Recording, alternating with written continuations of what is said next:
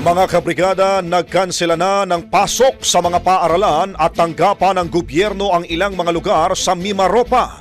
Dahil po yan sa matinding pagbaha na idinulot ng shear line. Suspendido na po ang klase sa lahat ng anta sa pampubliko at pribadong paaralan, pati na rin sa mga government offices sa Puerto Princesa City, gayon din sa lungsod ng Nara. Wala na rin hong pasok ang lahat ng public at private schools sa municipality ng Aborlan, gayon din sa Sofronio Española. Kanselado na rin ang klase sa lahat ng antas sa pampubliko at pribadong paaralan sa Baco Oriental, Mindoro.